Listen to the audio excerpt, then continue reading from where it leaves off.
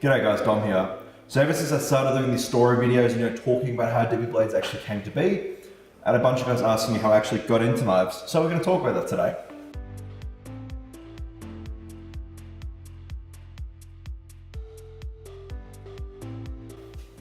Before we get into it, I want to do a little bit of housekeeping real quick. We've got the Dippy sweatshop up again, and there's way too many projects here to count. First off, and probably most importantly, we have pens. Now, if you've pre-ordered a pen, thank you very much.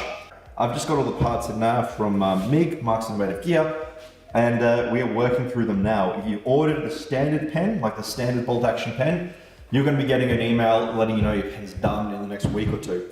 If you've got a double agent pen, that'll be in the next 3 weeks, just about, maybe less. That's just because I have to go to Cerakote, and that takes a little bit longer. So those are the pens. They'll be coming out very, very soon. If you didn't get a chance to pre-order the pen, I will have a handful available to the public, and by that I really stress a handful. Next up, we have surgeons. So this is the second half of my batch of surgeons. I just hauled out the first half recently. There are 68 surgeons in here, and what I've done with these is I've started another pre-order. Now, the pre-order is not there for guys that want to save money. The pre-order is about $9 cheaper than the standard order, but the pre-order gives you a lot more options. So the guys that pre-order, you can pick your color, the Cerakote color, and you can also pick custom engravings. Now, the reason I've done this is because I did a poll on Instagram and asked guys what colors they want, and none of you has agreed. So I just figured, all right, I'm gonna put up a pre-order and you just have to chuck in what color you want and I'll make it happen. So that's the surgeons. These are gonna be done pretty soon. They've got to turn around, and this batch is actually gonna be pretty quick. I have said till July, I wanna say, I'd have to check that, but the turnaround on that's gonna be a lot quicker than that. I just wanted to put a bit of buffer in there just in case, COVID-19 and all that.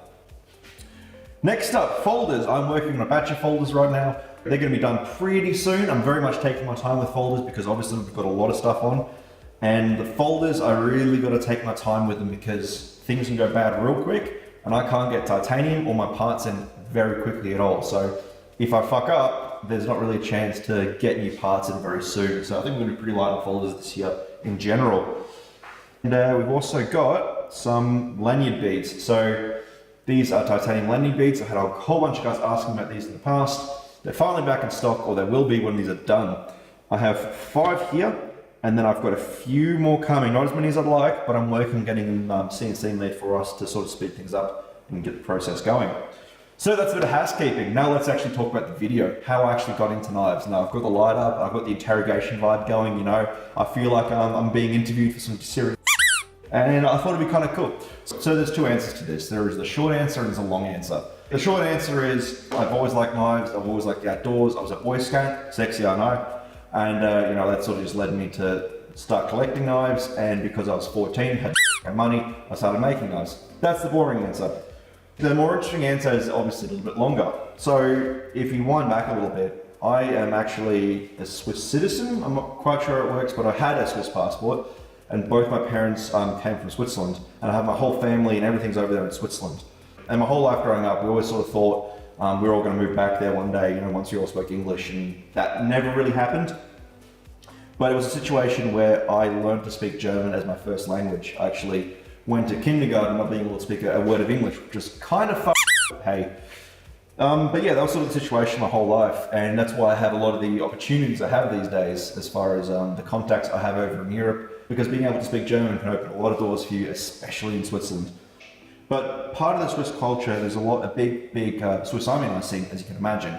Now obviously Victorinox is a big part of that, they're paying everything off, and there's got a lot of marketing around Swiss Army knives, but pretty much every Swiss person has a Swiss Army knife on them or around them, in their house or whatever. And it's a big part of their culture. Also, a huge part of their culture is the outdoors. A lot of kids, when they're real young, spend a lot of time out in the forest, and I had that experience as well. So I was always around the sort of outdoorsy sort of stuff as a young kid, and I very much liked it, obviously, as I still do it as an adult.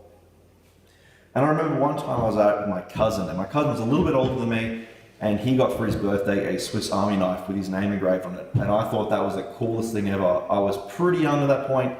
I want to say 7 or 8, but I really don't remember. And I just wanted one so bad, every single chance he pulled it out, I wanted to see it, I wanted to feel how sharp it was, all that sort of stuff. And I begged and pleaded my mother to, can I have a Swiss Army knife? And they said no, but I eventually worked my way into them agreeing that I could have one when I was 10. So I thought that was an absolute victory. You know, I was happy. You know, in 3-4 years time, whatever it was, I'm going to get this Swiss Army knife for my birthday or Christmas or whatever. So I went out and I got a catalog, like a little brochure catalog from a camping style in Switzerland, and I started just, you know, basically looking through all the different Swiss Army knives and picking out exactly what I want, you know, comparing the features, all that sort of stuff, you know, like a real psychopath. And I eventually picked what I want, and my uncle actually bought me the exact Swiss Army knife I wanted for Christmas, I believe, or maybe it was my birthday, one of the two. And I was a really young kid, and obviously I chopped up everything, you know, I made little twig stick knives, and I made like little steaks, all that sort of stuff with my knife. I cut myself a few times, but hey, you know, that's how it sort of goes. And that sort of just sparked that seed in my head that I really like, this is really cool. And you know, every birthday, every Christmas, all that sort of stuff, I always wanted knives for my birthday. So, and then as I sort of got older, I found the internet, and that was sort of a rabbit hole that I haven't quite come out of yet. I found cutlery level videos, and that opened my eyes to this whole world of Spydercos and Benchmades and Microtechs and all that sort of stuff. And I was absolutely hooked. And that sort of just placed the foundation for my obsession with knives. Now, as I got a little bit older, I got into the Spydercos. I bought myself a Spyderco Tenacious and had a Spyderco PPT, which I still have. I think those are great knives. I really like them. And that's essentially the story of how I got into knives. You know, pretty basic. It's like the stock standard, oh, I like knives, and then I became a knife maker story. But hey, it's my story. Anyway, guys, thanks for watching the video. I know it's a real quick one tonight. Hopefully you enjoyed it. If you like more videos like this, let me know in the comments, and I'll make it happen. So yeah, thanks for watching, guys, and I'll see you in the next video.